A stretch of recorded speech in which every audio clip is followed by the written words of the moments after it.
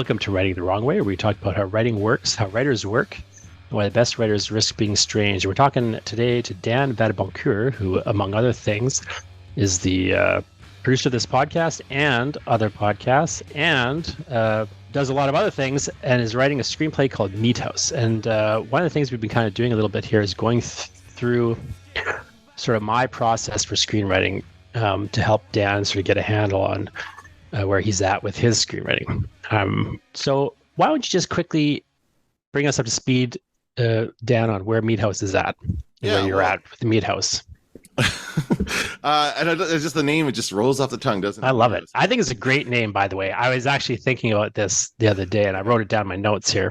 That Meathouse is a great title. So we should keep the title. Well, I mean, all that kind of stuff can be up in the air, right? But yeah, it was the original concept came from FanQuest when I held my convention. You were there, Jonathan, and we had you weren't on the podcast though. We had a panel it was myself, Steve Kostansky, who's a horror filmmaker. He made Psycho Gorman, The Void, a number of other films, Manborg, of course, and he was there as a guest, and it was him and me and Gregory and Justin, of course. Listeners of this podcast will know Gregory Kmichek, GMB Kmichek, and Justin Curry, known the world over as Chasing Artwork.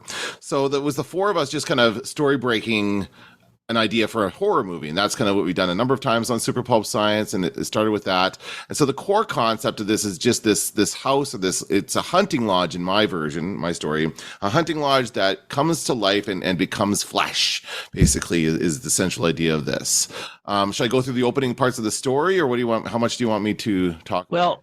Let's just, I think that's enough of the concept for right now. And let's just sort of, so where Dan's at with this is he's, in the process of writing the script. I've written about 10 pages. I've got about 10 pages out, but I'm going to have to come back to it. So I'm going to ask you about screenwriting software and stuff. Sorry, I'm getting a bunch of pop-ups. Yeah.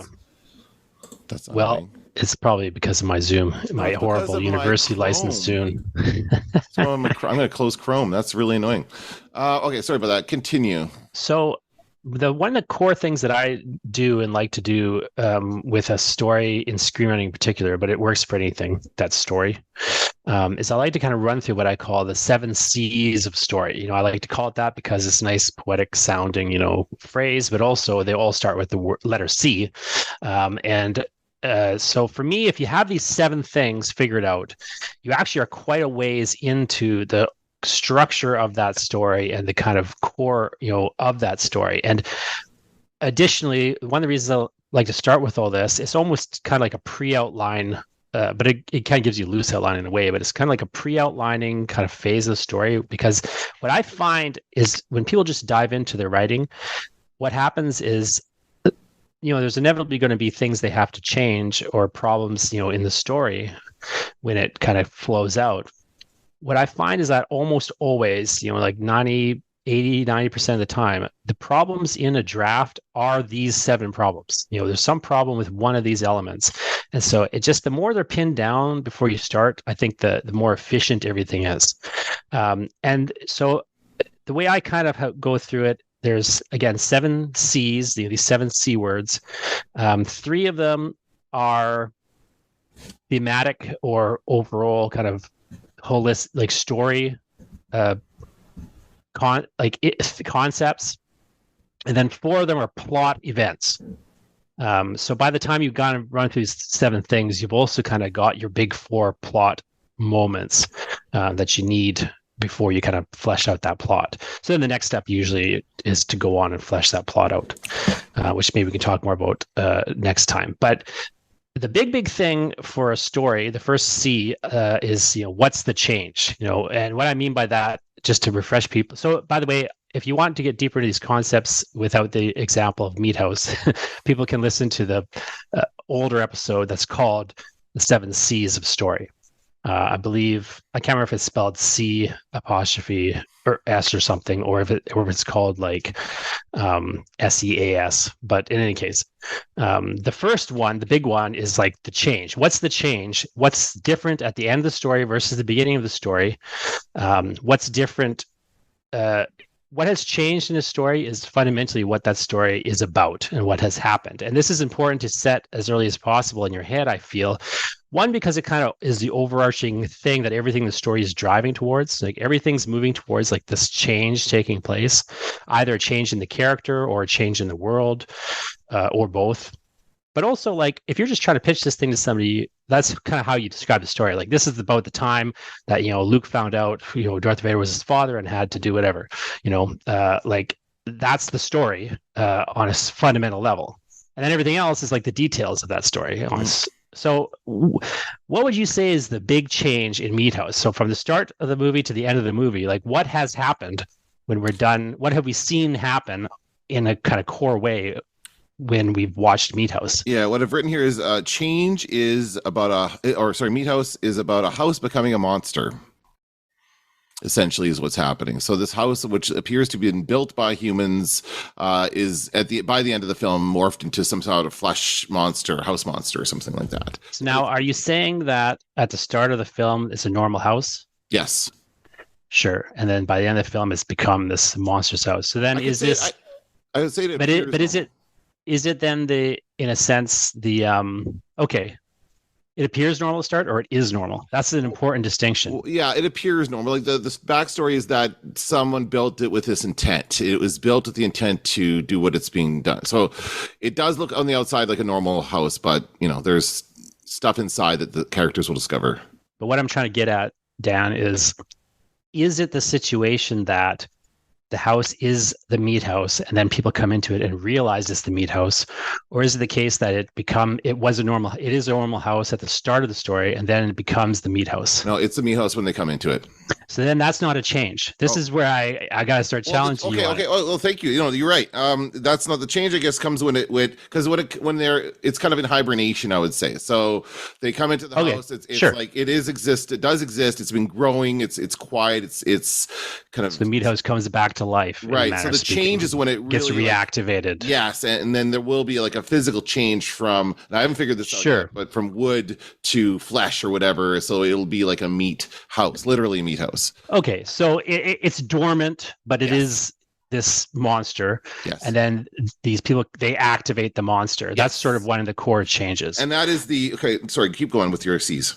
So we'll come back maybe to this change idea a couple times, but and I realize just to be clear on that, more change. Like there should be a change for the characters involved, and sure, change for but that's something we can come back to. Yeah, but you're right. Because there's going to be for something like the main character has to have something change about that person before the end of the movie. Otherwise, there's no point, right? So I understand that aspect of it as well. So there's a lot of different aspects, but at its core, it is about, if I'm describing this to a person, it's about a house becoming a monster. This is how the Meathouse came back into existence as, it was unleashed upon the world. At the start, it was just a kind of dormant thing.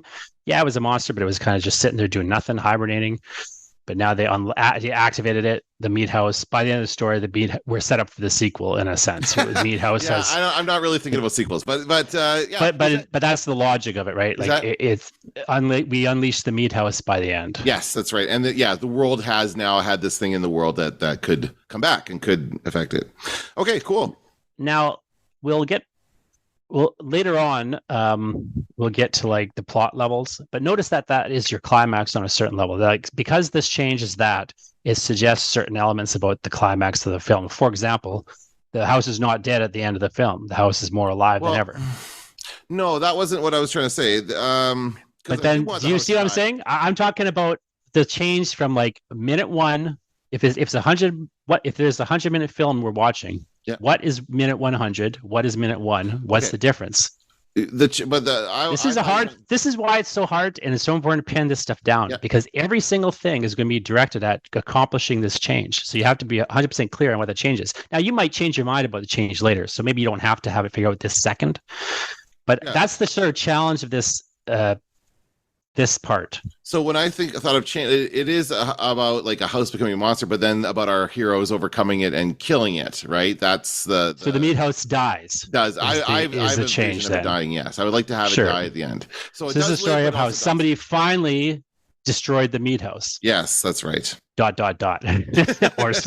did they? Well, right? Like I said, I feel like this is. But overall, like if you never make another Meathouse, like that's what it's about. They finally overcame the Meathouse. Yeah. I was talking to our mutual friend Gregory about this. He was talking about somebody else doing a pitch and talking about all this backstory about the characters and all this stuff. And he was saying that's not what you want to do during a pitch. You want to just get down to the nuts and bolts of what the story is. You don't need to get into all that detail. But I have thought of a backstory to this, in that it was built by someone who, and I have to do some research into maybe Lovecraftian demons or other kinds of demons, someone who believed in the occult. And it's a little bit like, what's the name of the guy from Ghostbusters? Oh shit. I just Zod? No. The guy who built the hotel, the guy who built the crazy guy, and they brought him back. I forget, but I know what you mean. I watched it again recently. Yeah. But Gregory's right. Like that stuff's that's what we call world building. And my opinion on world building differs from Gregory's. Gregory's, is like, yes, that stuff's all important, but it's not, the story. So you got to focus on the story first. My opinion is it is not important. Okay. At all. You don't need to ever know who built the Meathouse. Now you could. Well, but it's irrelevant to the story. The story, though, Dan, this is what I'm getting at with the 7 C's of story, and this is the next thing that we kind of move into. So this is the conflict. Mm-hmm. What a story is on a technical level is there's a moment when a conflict arises. So a problem. Let's say you have a main character and a problem arises for that character. Right, a conflict has entered the world. Now, note that this is different from the Meathouse exists back in the past. At some point in the past, the Meathouse existed and came into being, but it doesn't matter until it presents a problem for this guy. This guy has a problem, which is the Meathouse. The story is the moment it becomes the Meathouse is a problem for him, up until the moment the Meathouse is no longer a problem for him, either because he's dead or because he's overcome the Meathouse. Yeah, but nothing else is the story. We have to show how he comes to the Meathouse, right? You don't. You could, but you don't have to do it, Dan. Yeah. That's the point. The point is that's an option. It's an option to show how he comes into the Meathouse. It's an option to have 10, 20 minutes before they get to the Meathouse. There, you have those options, but technically speaking, they are dispensable and are not the story. Okay, that's good to know. In fact, you can actually start the story after he's in the Meathouse, being like chased by meat monsters or whatever, meat tentacles. Well, now, I don't know. I wouldn't necessarily suggest that, but that's right. Yeah, but yeah, you're right in the same place as I am with the meat tentacles. Okay, so what's next? See? Stephen, by the way, would tell you how hard a meat tentacle is. That probably is the worst thing you could make. I'm sure, but he could do it. Sure. So in terms of conflict, then, like the core of this. The way these things relate is like the story is about the change. This is how the Meathouse was destroyed, let's say. Mm-hmm. And again, you might refine that change, but there's your core change. And then the conflict is like, how did we get to this? How do we accomplish this change? So what happened differently in the world this time? Mm-hmm. To cause this change to occur. So that the spine of everything, the spine of the story, like is this conflict. And typically there's 5 levels of conflict, although you'll typically only hear about 3, because 3 are plot levels, and there's 2 like other levels of conflict. So just to run them down quick, because this is almost more the meat of it, like in many ways. Mm-hmm. That change kind of gives you a guide star that you're moving towards, but what you're really doing is figuring out how these conflicts are going to be created and escalated and developed. Like that's what your plot is eventually going to become, is the conflict machine. So now in horror, you're in the horror genre, and horror is a nice clean genre. It's the genre I always use as an example, because it's a clean genre, and you have these levels of conflict kind of become hierarchized very easily in horror. And also in film, if you're talking about making a screenplay, people should remember there are other options, but the overarching conflict to focus on when you're making a movie and when you're making horror, so for you it's nicely aligned in that way, is the external conflict. And in horror, the monster provides the external conflict. So horror is a nice clean genre, and it's a nice filmic genre in that it almost always is centered around an external conflict. So somebody outside of the character that's creating, this force in the world that's creating the conflict, the core conflict. And of course, in horror, it's the monster, the Meathouse itself. So, but here's where it starts to become a bit more complex. Now, what you kind of have to get at for the meat. Now I'm going to ask you some questions that may seem stupid, but what problem does the monster create for the characters? So do you have a main character's name Yeah. yet? Yeah, So I what's have his name? names. Dan. Just so Dan. So Yeah, Dan's the I'm main just character. keeping it simple. Yeah. Names are very, very fluid, by the way, and I'm probably going to Yeah, revise all of them. but But I'm just for ease of except for Meathouse. Let's keep that. But like, Okay. but let's say, okay, so Dan, here's the weird question. What problem does the Meathouse create for Dan? It gets in the way of his making his movie. So this is about a group of kids, university students or whatever, going to a lodge to shoot a movie, and it's very, very important for him that he gets it done. He's very, intense and enthusiastic about it, and so for him, it's going to be about he's going to be at first, oh my god, I can't finish this now, and then I want him to take it to want to take advantage of it and continue to make the movie even in the face of everyone dying and everything horrible happening. So there's an element to that. But for him, it is really about it's getting in the way of his dream, right? He can't finish the movie because this thing's, ruining it. So that's a great answer, Dan. Now let's just detour for the listener. This is the bad answer that most people typically give when I ask that question with horror films, is they'll say something like, well, the Meathouse is going to kill Dan. But that's not a problem for Dan.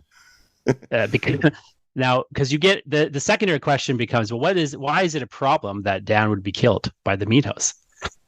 And of course, people keep giving like answers like, well, he doesn't want to die. It's like, but why? What's the problem with him dying? Like, dying does solve his issues in most ways. In horror, dying isn't the worst thing that can happen to the characters. The worst thing is to be alive, and whatever the Meathouse does to you in the process of killing you, is the worst thing, right? It's about the terror. Now, you skipped ahead because you kind of have a better understanding of the horror genre, or you've heard us talk about this stuff 100 times. One of the two. But the point is, like, what you gave that answer is a good answer, because it's a character. It's not the generic answer that people give. You've got it really specific and dialed into a character, and it also suggests a lot about that character, and it suggests a lot about how that story might develop.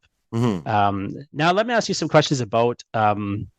And again, you want to really in horror get into like, you got to get past like the death problem and faster in towards like, what's the fate worse than death that is represented. In some ways, it sounds weird to say it because horror is a strange poetic logic genre, but like the fate worse than death for him is that he wouldn't be able to make the movie. Yeah, the Meathouse is stopping him from making the movie. In fact, you could see like ways in which the Meathouse could maybe get in his head at a certain point, and like he's maybe feeding people the Meathouse in order to accomplish the movie. It's free special effects, Well, it's like maybe you don't go there, but like you've got these opportunities because you've got this interesting dynamic there. Yeah, and I think that horror movies essentially are about the moment of terror, right? About the people feeling terror, so that they die, that the terror is over and they don't have to worry about it. But it's as they're about to die, that is the most horrifying moment in horror. So that's the kind of stuff I want to create. And often horror is cycled around a reality situation. You don't want to accept the reality of the monster because that tears apart your idea about reality, which is what's valuable and sacred to you. Yeah. So, in some ways, the worst thing than dying is having to face the reality of that monster that's killing you. Yeah. But let me ask you just some technical questions. So does the house actually kill them? Kill some of them. Do they become part of the house in some sort of living hell? I had not thought about that part yet. Since it's a meat house, it seems like it'd be natural that it would somehow draw people into it. Suck them into it. The idea was that the people are the sustenance for the house. So it needs to have some sort of flesh to sustain it. And over the years, it's been kind of like there's a caretaker who's been feeding it animals and stuff and kind of keeping it alive, but it needs more people. So he comes up with a scheme to bring the people out there to do their movie, and then he just begins kind of feeding them to the house. Sure. And I always go ahead. I would say maybe at some point in this course of writing this, you explore the idea of like, what does it look like when the Meathouse takes somebody into them? Are they like half alive inside the house and trapped in living hell? Is it worse that they could talk like to their friends and stuff? Yeah, like is there something like that going on, or like, do you ever see the cut scene in Alien? There's an interesting scene they cut out of Alien where at one point they find a nest. And there's like a guy whose body is there. There's like an egg like growing out of his body. He's like half alive. They cut it out of the movie, but it's like one of the deleted scenes. I can imagine something like that being like in Meathouse. But Yeah, I don't for know. sure. No, that would be good, and certainly something to the history of it. I guess they cut that out because it gave away too much of the chest bursting scene. Is that why they cut that? I'm not sure why, but in any case, if you take a look at that scene, it might be Yeah, an interesting thing to look for at. sure. Okay. So, anyway, it sounds like you got the external one kind of figured out in a nice way. The other issue, of course, is like the internal conflict, like what's Dan's problem? Like, so I would suggest you've kind of halfway answered that question too. Like, on one hand, he wants, like, what's nice about what Dan is doing there is there's this inherent conflict in himself that you have implied. So one is, he wants to make this movie. The Meathouse is preventing him from making the movie. So the conflict that I could envision Dan having is if he saves his friends from the Meathouse, he's further not making his movie. Like it gets more in the way of making his movie. But if he feeds his friends to the Meathouse, that would help him make the movie. So Right. the dilemma of like, do you save or feed your friends? Is this how important is this movie to you? And maybe that conflict escalates and changes.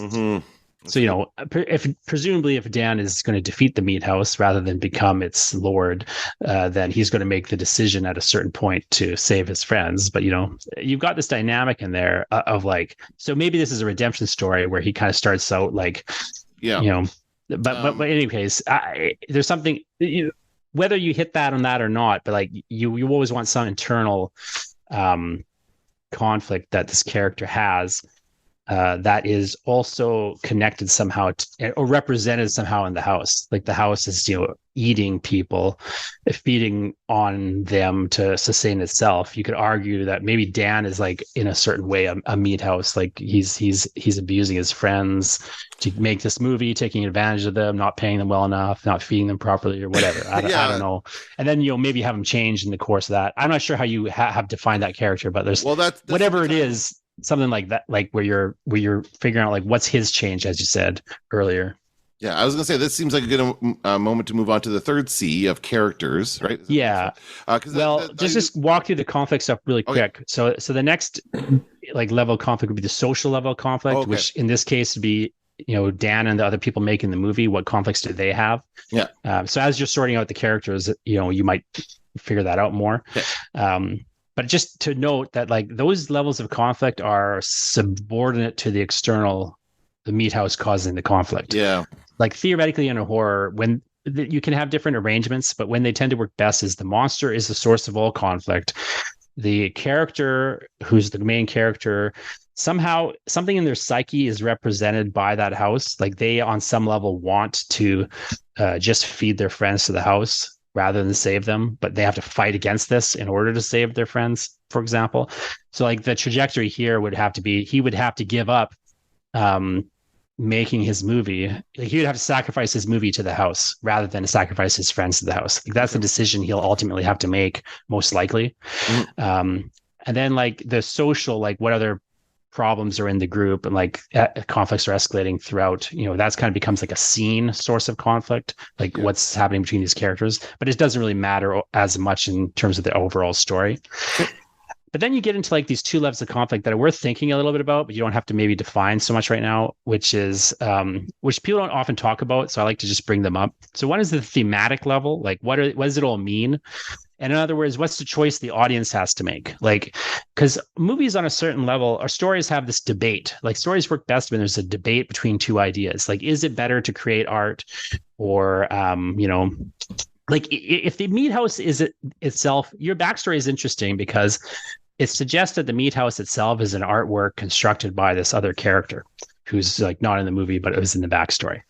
And so if you've got this, beautiful like house that, feeds on meat and you've got a guy who's been feeding it and bringing people into it and everything.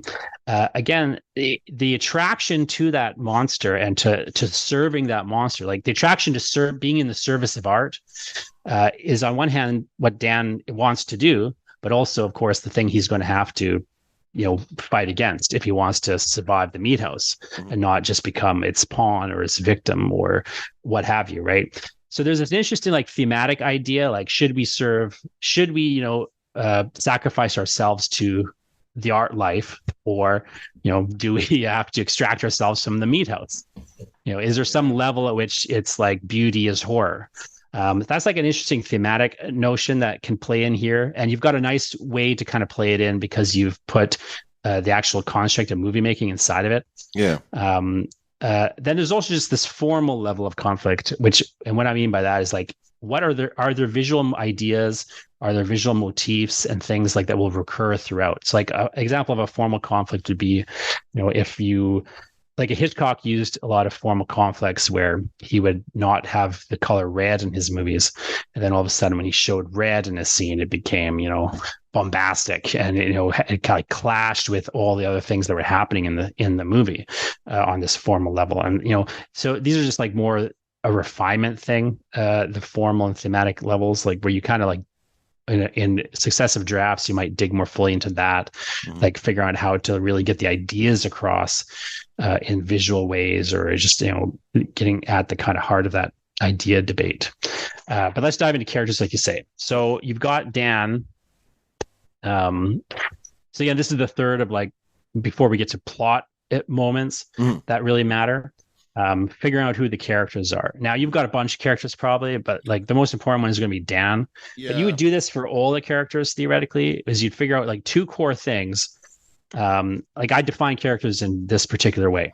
A character has characteristics. So in other words, now these don't matter as much in movies in some ways. But like a characteristic would be like, you have a beard, I'm wearing a black shirt, things people can see and could describe about us. I'm moving my hands around a lot when I talk. Like, so Dan might have characteristics like he talks really fast, or he's like nervous, he does coke, whatever his characteristics are. That's one thing. But his like, the other thing though is like, what's their deep character, which is harder to talk about because it's more abstract, and really all that so I don't like to talk about it in those terms exactly, although it's important to note that this is what we're talking about. So it's like how he looks and seems on the outside, and then like, who are they inside? And who they are inside is expressed to the audience by the choices that they make. So a lot of the movie is going to be just putting these characters, whether it's Dan or a different character, you're always going to be putting them in situations where they have to make a choice, and that choice will reveal like who they really are and what their true character is, which may or may not align with their characteristics. So like a character who seems really flashy and confident, for example, as they make choices, we might realize they're actually very insecure, perhaps. Or, like we knew they were going to be confident, they make the confident choice. It's possible that that's the case, but the kind of logic of the movie eventually is going to, and this is something that's really going to help you if you have some of this figured out early, it's good, because when you're in a scene and you have a sense like what the characteristics of people are, and also what choices they might make in certain scenarios, one, it helps you figure out what they'll do in this scenario you put them in. But two, it just gives you something to write about, like on a descriptive level. They look this way, they do this thing, they're always looking in the mirror. So maybe you have a scene where they look in the mirror and they see like the glass is gone and there's just meat bleeding there or something, whatever. So I don't know. Characters are almost big enough that they're worth talking about in more detail in another time. All I wanted to say was that I kind of figured it that there are two, like largely these characters are not going to know each other very well. Sure, because they've been hired for the movie. Yeah, like there's going to be the main character and his best friend, and they'll be like, working together and that kind of stuff. The best friend is the special effects guy on the movie, so he's going to be kind of a little bit based on Steve, actually. So he'll be like getting into the blood and stuff and have fun with that.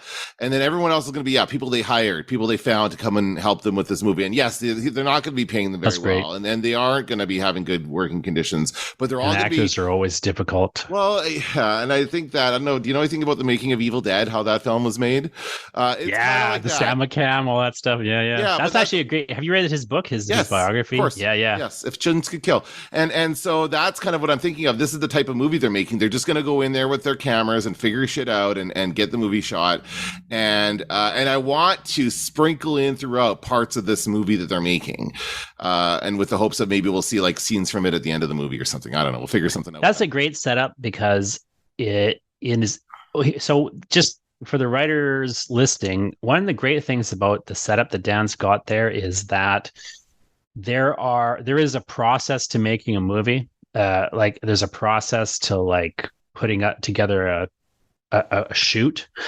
You got to, put things, sandbags here. You got to put the lights here. You got to run the cables. You got to, get everyone around. You got to clap. You got to say action or whatever. You're rolling, I guess. You don't want to say action, and then you got to, do the scene, and then you got to cut, and then you got to kind of, maybe do another take. Like there's a real process to that. You move on from this place to that place.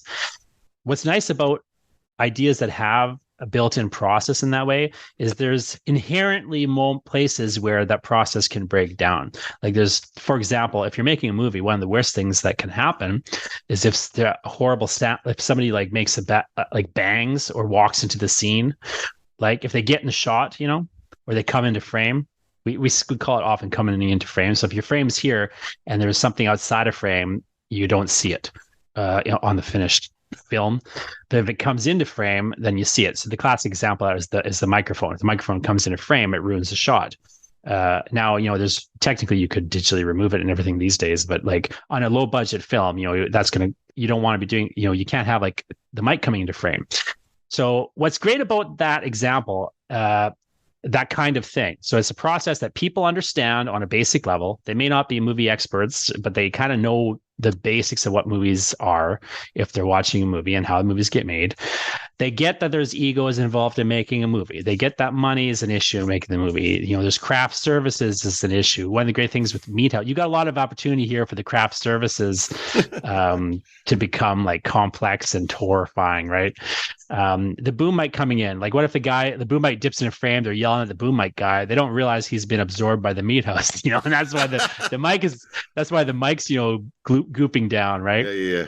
There's all sorts of things that inherently are there already for you to work with. And there's different types of characters. Like I guess a guy who would do the lighting, there's a person who would act, there's a person who would be in the camera, there's a person who would be, doing the effects, there's the director. Like there's people in different power positions that already would have conflicts because they're making a movie. And then it all gets escalated because of the Meathouse. Like it's so great to have that kind of stuff built into it rather than you're just, like I call it scaffolding. If you've got the scaffolding there, then you don't have to you can go up and down, you can move around. Like you've got flexibility that you don't have if there's no scaffolding, in a manner of speaking. Mm-hmm. That's great. So, I do want to we can talk about the characters on a separate basis. Yeah, I do want to, There's the big plot moments. So there's 4 big plot moments that you need to really figure out in a story. If you only have these moments, you could get away with having a very short, 1 minute story, and you can even technically dispense with some of these. For example, the catalyst doesn't need to be shown on film. Mm-hmm. But although you probably want to in a movie. But I kind of like to think of them going backwards. So I like to start at the end, like Poe suggested, with the climax. So again, if you figured out what's the end, in this case, they've defeated the Meathouse. That's the big change. Do you have a vision for what that looks like or what it kind of means on a certain level? I just have a vision of a portal opening up and getting sucked into a portal. That's kind of what I want to go with. The Meathouse is getting sucked into a portal, or they? Yeah. It's in what's the word? Imploding in a sense. Yeah, sucked in on itself, right? You know how that can happen. Sure. You know how that happens. That happens. Yeah. No, but that's kind of what I had in mind. Now that doesn't need to be for sure how it ends. It's some big spectacular. But regardless, the Meathouse is being destroyed. Yes, completely and utterly. Completely destroyed, or at least seemingly so. And, so that's the conflict resolution. Effectively, the Meathouse is no longer a problem because it is destroyed, and it looks this way, it looks that way. So as you we could change exactly what that means and what that looks like, but that's you've got the climax in a nutshell there. So then the challenging part sort of gets into now let me jump around a little bit. I'm going to jump back to the catalyst. So that's where the conflict ends. The Meathouse is destroyed. How does the problem arise, for this person? In other words, what have they What sin have they committed? Since it's a horror film, it's worth talking about the sin. What sin have they committed so that they deserve to die by the Meathouse? Like, what have they done to create the problem for themselves? I don't know. I haven't thought about that. Like, I kind of, you could go with Why them, in other words? Why this time that these guys come into the Meathouse? Well, the reason is different? That it's because it just happened to be that they answered the ad in the paper that this. But it can't just be that, right, Dan? Like, that's what I'm saying, because that happens all the time. This is the story of the time that it was different. Why these specific people? Why now? So why Dan? So it kind of comes to character in some ways. Like, why is Dan the one who can destroy the Meathouse? I don't know. So you don't have to know this second, but that's the thing you're kind of going to have to figure out, is what I would suggest. You're pretty far along here, but there's three things that I think you're kind of missing at this point. Which is the catalyst, the commitment, and the crisis. Now they're all going to be keyed to Dan, because so just to quickly define them and then just note how they're keyed. So the catalyst, again, is how the problem arises. In this case, how the Meathouse becomes a problem for Dan. Now, on a simple level, he answers the ad. The Meathouse is cheap. It's like the classic horror haunted house setup, right? It's let so cheaply, right? Therefore, they go there and blah blah blah. Yes. So on one level, your catalyst is that simple thing, but the commitment and the crisis is a bit more character specific. So the commitment is the question of, well, why can't Dan, once he realizes it's a Meathouse, just leave? Why is he committed to resolving the problem? In other words, why does he have to destroy the Meathouse? Now, on some level, you've got a half answer here, which is that if I feel like the answer is going to boil down to he wants to make the movie, and he's willing to risk his friends losing his friends to the Meathouse. He thinks in his head, so maybe he's not thinking it that way, but in his head, he's like, this is my chance to make the movie. I'm never gonna have a chance again. So like, you've got to build another. So I hope you understand what's happening here. Is in the setup in the first 30 minutes. By the time they're in the Meathouse, so a couple of things are going to kind of happen here. If these are the parameters, and this is who Dan is, and this is the change and the internal conflicting. So number one, it's worth pointing out that Dan will realize this is a Meathouse before anyone else, and Dan will hide that from everyone else, because once he realizes that he's in the Meathouse, like once he really has clued in to like there's a problem, and we're in a Meathouse. Once he clues into that, his real problem, on a weird way, becomes if I lose this movie, it'll never happen. Like, this is the funding. The funding will be gone. Right. Like, so you have to have seeded in before this point that this is his last chance. The creditors are on his tail. The insurance is going to take the movie away. This is like the movie that's going to revive his career or whatever. I don't know. But this, like, you got to seed in what are the stakes for Dan if the movie doesn't get made. Like, this is the weird thing. It's not even like the stakes if the Meathouse kills them. It's like, what are the stakes if the movie doesn't get made? Like the real world. And the Meathouse forces production to be canceled. Yeah. Now, and then he finds out it's a Meathouse.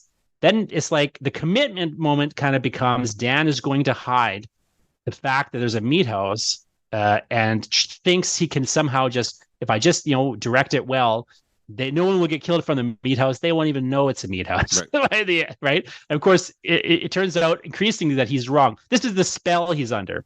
Right. So I like this will eventually be like a core element of Dan, I would suggest. Now maybe you change it to something else, but like this is the kind of parameter. Like, I get you. He's deluded and he thinks that the Meathouse is something he can control or deal with. But he's obsessed. There's no way to deal with it. He doesn't understand how powerful it is, kind of thing, right? Note that this is a common thing in horror movies, by the way.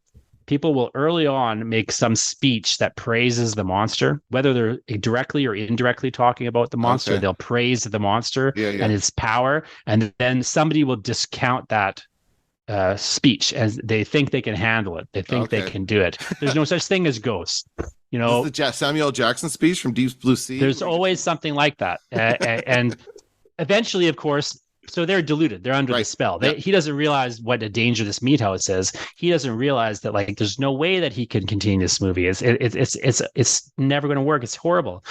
But the crisis point effectively, eventually it's going to get to the point where he has to make a choice, the choice he doesn't want to make, which is going to be the choice to shut that he's not going to make the movie. Instead, he's going to destroy the movie and kill the Meathouse. Well, I would even say that further along in the story, there's going to be a point where they get kind of separated into different rooms, and the rooms are going to become different things, kind of like a cube idea where it's like made of meat. And so Cube Made of Meat is a great pitch, by the way. Well, I mean, it's Cube but made of meat. I love it. There we go. Because that's kind of what I like to do as far as making it goes. Like Cube, they just built the one set and changed the color of it, but maybe we can build a Meathouse set. Anyway, I'm thinking ahead. But I was thinking about where was I going? Oh yeah, they're trapped in there. They're trapped in these different rooms, and we can reveal that character through like he has an opportunity to get them out, but doesn't, and chooses to keep them or send them in the wrong direction. So I might suggest more you have the special effects guy dies first, and then Dan covers up the fact that he's dead and tries to play off all this other stuff. That's him being, I don't know if that's going to happen. And Dan plays off him being like hidden in his special effects. Okay. And he's still doing the special effects. Can I tell you about my running gag in this joke? In my running joke in this to see if running gags are the best. Yeah. Okay. So the special effects guy is going to be obsessed with making things look realistic. He's going to love like the realistic looking gore and guts and everything. And so the whole movie is going to be like, it looks so real, man. Look at this. It looks so. He's going to be impressed with his own work. He's going to be like, look at this. It looks so real. And then in the end, when he actually does die, he's going to get his guts ripped open. And he's going to be like, oh, look, it looks so real, man. As he looks at his own entrails spilling out. That's great. That's great. That's going to be like it. That's the end of that. So maybe my thing doesn't work exactly, but like the one of the things you're going to get into is like, why doesn't the special effects guy know that he didn't build that special effect? No, I don't know. Well, it's going to be his real guts. That's why. No, I mean, like if there's a meat tentacle and they're looking at the meat tentacle, like, is there a point where he's trying to play it off as a special effect? I don't know. Yeah, I don't know. That's good. The special effects guy is like, I don't think I did that. He's like, oh, I outsourced that one, you know. Oh yeah. I don't remember doing that tentacle. Where'd that come from? It's really hard to do. Oh, that's from the last time we were in production. It's just a holdover from last production, you know, whatever. Cool. But you see how like you can get the parameters kind of going there, and now it's starting to align, right? Yeah, this is coming together. So as far as the catalyst goes, you have like the thing that sparks it off. I thought of going back to our original episode that we recorded. We talked about the red room and having this secret room that they discover in the house that sets off the discovery of it, or something like that. So I thought I might suggest a simpler catalyst, Dan. Like I might suggest to you a catalyst effectively is he has been told that they're going to take the movie away from him if it's not completed.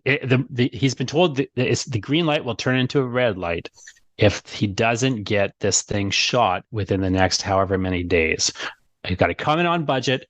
He's got to come in and at this is such and such time. He's been fucking around for too long. You know, if he doesn't do it by such and such a date at such and such a budget, Meathouse, the movie is done and he's dead in the water as a director. He'll never work in this town again. And so he then has to like figure out where can he's got a location. He's got to find a location where he can accomplish all these things. If you're making a movie, one of the things that you need to do is like get a location. Ideally, you want all the sets beside one another. Yeah. Or you want a house that can accommodate it's all the checklist of your stuff. Yeah. And this guy's like, well, there's one. His location manager is like, well, there's one place that checks off all your boxes. He goes, but I can't rent it. Nobody rents. They won't allow anyone to rent it because, he's like, well, why not? He's like, well, people keep it's just got a bad history. This house, people die. And he's like, who gives a fuck if people died? And he's like, I'm not, did they, as long as the bodies aren't laying on the ground. And even if they are, like, good. That's set decoration. Production value. Yeah, production value. He's like, well, he goes, you could. He's like, I can't get the guy to get me. He's like, maybe if you talk to the guy, you can get him to rent it to you, but I can't get him to rent it to me. And then, you know what I mean? Like something like that, where like because he's under this dire situation, he calls about he books the Meathouse. It's more of a character-driven catalyst, is what you're saying, not necessarily something physical that happens in the movie. Yeah, because I would character drive it more, because otherwise it just becomes coincidence, right? On a certain level. And really the catalyst is they go into the Meathouse. But like that's so simple that if you're just thinking of reasons they go into the Meathouse, then it kind of is just sort of, I mean, anything could work. Right. And anything would work. But it's better if it just is a character driven reason. Like he's again, if he commits the sin, like he will rent the meat house, he will put everyone in the meat house, he will keep them in the meat house, because if he doesn't, they're going to take his movie away from him. And this is, the thing he finally, like, he cashed in all his chips to make this masterpiece, and it's a fucking disaster, Okay. And they now, I don't know, like, I don't know the details of that, but like, that's what I would suggest. Something like that, like the catalyst is more, it gets us clear on what his problem is than like the overall problem that they're in the meat house now, because otherwise you get into the question, why don't they just leave? Right. Well, they're trapped. They're going to be trapped at some point. But it's better if they're not trapped immediately. No, I know. Like, it's better for them to be trapped like halfway through. Yeah, but at some point he has the option. He realizes what it is. He has the option to leave, he commits. He chooses not to. He commits to staying there. Yes. Okay. Maybe the rest are passively committed because he makes the decision for them. Yeah. And they don't realize what's going on. Right. But like, it's nice if he's like in that early position, because you're not doing a haunted house story, but in some ways you have like certain parallels to a haunted house story. Mm-hmm. And one of the nice parallels is, in a haunted house story, almost always there's a character who becomes aware of the monster earlier. Now, normally in a haunted house story, they try to warn everyone else and no one believes them. Mm-hmm. But you're almost kind of have an interesting opposite scenario. And what I like about like the scenario, and then what of course happens in a haunted house story, is the person who tried to warn everyone becomes the first victim. They become possessed by the ghost in the house ultimately. So where, it maybe like, here's like the temptation for him later is the reverse of that. Mm-hmm. Instead of being possessed by the house, he has the temptation to become part of the house. Mm-hmm. or thinks he can master the house. He thinks he can possess the house, right? And chain it, make it his production value. It's great. It'd be great if there's some earlier scene where like he thinks like he can manipulate the house. So he's like maybe like drawing a tentacle out by putting something there, and it comes out, he's like trying to like taunting it, almost like trying to get it, like use it for production value. Mm-hmm. But it goes too far, and of course at a certain point everything goes too far in a horror movie. Great. Okay. Is that all the C's? Have we done them all? Crisis. Yeah, that's pretty much everything. Crisis is just Crisis would be that moment where he makes the decision he doesn't want to make. The thing he should have done all along, which is, I'm going to sacrifice the movie and help my friends get us out of the house. Mm-hmm. Which in this case, by the time you're trapped in it, it means destroy the house. Yes. Yeah. And I still have not figured out that part yet at all. Yeah, like how that actually would be accomplished is, it is okay. That's a really important point to make. It is okay that you just have it's fine to just have a temporary idea or a bad idea at this point. Like, as long as you know like what the idea is. So if you know like, okay, he's got to make the decision to save his friends and destroy the house, like what that means or how that's even possible, like who knows? Even a lousy idea, like, well, he has to get the frying pan and drop it in the toilet. Like, even that is fine at this stage. It makes no sense and it's stupid and it won't work. But at least it's like, it's enough of a thing that he has to do that you could just think of like, okay, well, what if the frying pan's in the kitchen, but he's trapped in the attic? It's like, how is he going to get from the attic to the kitchen? You could actually make a movie that way and then just switch it out for like good things later. Mm-hmm. For sure. Like, it becomes a crystal that is magically made of meat, or I don't know, like whatever. But the point is, like, a bad idea is fine at this point. As long as the structure works, the surface of it can be swapped around for anything that's more awesome and exciting, or you just can afford to do if you're in, making Meathouse. Because the other thing with the screenplay is worth pointing out is that structure is so important, partly because production will change everything on the surface. Like, if they can't get a meat house, it might be a meat apartment. Mm-hmm. Like, it's not going to be like, obviously you would have a house in this case, but you see what I mean? Like, that's what they do in movies though, right? But that's what they do in movies. Yes. It's like, hey, could it be instead of a dog, could it be a cat? Instead of like hey, we've got a blue car, could we have that instead of the helicopter? That's what they do. Great video about studio notes. And there's, I think, a famous one where someone said, does Wolverine's hair really have to be like that? Yeah. It's like, well, do you know the Superman note that they gave? Does he have to have the red and white suit and blue suit? We don't want that red and blue suit. We're sick of it. That's right. Like, completely different. That's right. Right. Anyway, cool. But else? But you can change Superman's suit is the point. Like, on a certain level, they're right. It's not the important thing. Yeah, it's true. Stupid. Like, it's marketing wise. a dumb change move. it. Well, fans, but you like can it. change it. Yeah, But it doesn't matter. What matters is that he's the boy from Kansas or whatever, who wants to save the world. I'm not a Superman fan. I don't like Superman, but that's actually the problem they have making Superman movies. Hilariously, is that they keep trying to make them cool and hip and dark and weird, but really they got to just understand Superman's a mama's boy. Who wants to be good. Like he's not cool, and just embrace that. He's a big nerd. Yeah, he's a big kind of. Yeah, it would work. And not for me because I don't like Superman, but it would work for people who like Superman if they would just stop trying to make it so awesome and cool and like catch it up like Batman. The Brandon Routh one was pretty good. I thought he was, although there's issues with the story in that one, but his Superman was good. I liked his Superman. But anyways, the point being that the structure is more important than the surface. Yes. On the surface, eventually, what you'll end up doing in late passes is like, can I just make it cooler? Can I make it more funny? Can I make it more whatever? Can it just be more blue if I've got a lot of blue paint? What that kind of thing. At a certain point, you're able to do that kind of polishing because the bones work. They'll often bring people in. If you make a comedy, what they'll do actually at a certain point is they'll just have comedians who have nothing to do with the movie come in and write new jokes. And the reason they can do that is like the person didn't even know the movie existed yesterday, and then now they're at the last stage replacing the dialogue in someone's line. Then tomorrow they go and they never hear about the movie again. But they can do it, and it works because at that point you've got this kind of surface that can change, because as long as the joke is still funny and as long as it still gets across that this character's sad, it'll work. Cool. But yeah, in horror it's a little different, but it's the same idea, right?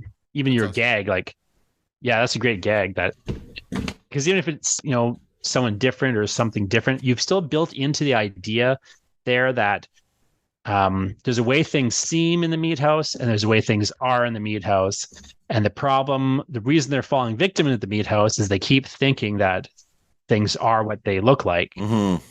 Or they keep looking at things and not realizing what they're looking at. They look at a tentacle and they think it's a special effect. They look at a sandwich and they think it's, sandwich meat, but it's not.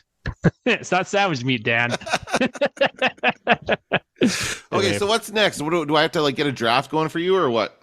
You got two approaches you can do next, Dan. So it really depends what you think you'd rather do. What I would suggest is either one, you just spend time on who are the characters, like who's your cast in a sense, and really figure out what's the group, and start to focus on who those people are, why they're there, what their arcs are, and really kind of looking at their own, basically looking at the subplots connected to the characters. Right. Or you could just go right into what's this acts, what are the scenes, what are the sequences, what's the big plot moments. Either of those approaches is a fine one. It just boils down to, do you prefer to would you rather at this point think about characters and who the characters are, or would you rather just focus on the plot? I like plot because I'm less interested in characterization personally. Yeah. But some people really like to focus on characterization and have really deep ideas about characters. And so it just sort of becomes what you want to do first.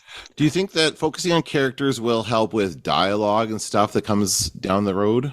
I mean, eventually you will focus on the characters, but yes is a short answer, but that's either way you'll get to the character focus before you get to dialogue, so it doesn't really matter. But the third thing you could do, Dan, here's the third thing you could do, is you could just come up with a list of things you think would be cool to put inside a Meathouse. I could do that too, yes. Because that honestly is a legitimate way to do it. Is what are the set pieces? What are the sort of big moments or the big things? You have that idea of the guy whose guts are spilling out and he's like, oh man, this looks so real. Is there even just a list of things like that is kind of useful at this point? But yeah. At some point here, you need to get to either what's the plot or what are the characters and then you get to the plot right after that. But either way, one of them comes first in your next process, I'd suggest. I think I'm going to go with characters just because I've already started kind of thinking. Sure. I've got a list and I can flesh them out. So should I just write a brief little paragraph about each character? And I'd break it down simpler. So for each character, I would just say, what are the characteristics that they have? So like basic things. They're an actor. They are, they roll their eyes a lot, whatever. Personality characteristics. Personality, like characteristics. So think of it in like, what if you looked at that person, what would you see? Mm-hmm. What would you see them do? What would they look like? What are the things that are significant characteristically? Mm-hmm. Now, you wouldn't need everything, but just like, what are the big things? But then the other thing I would note, so I just point form that, and then I'd be like, name, some characteristics point formed, and then also like, what are some of the choices they will have to make? What's their sort of deep character? Like deep down, are they a coward? Deep down, are they insecure? Deep down, are they, in love with their own voice? Deep down, are they vegetarian? Are they, what's this, like, what are their characteristics and what is their sort of deep character? Okay. And that's going to kind of lead you into like, well, what choices are they going to have to make? And you're going to have to push them inside the Meathouse. And that's going to move you into plot, right? Cool. Okay. Well, I can do that. But think of it like in that sense of like, who is this person seemingly, mm-hmm. and who is this person really? Yeah. Now those things could align, or they could ironically undercut one another. Yeah. But that's the sort of core of it. Is who do they seem to be, and who are they really? Okay. Cool. Great. Awesome. Well, thanks for chatting, Dan, and I look forward to talking to you more about the Meathouse. And in the meantime, keep writing the wrong way.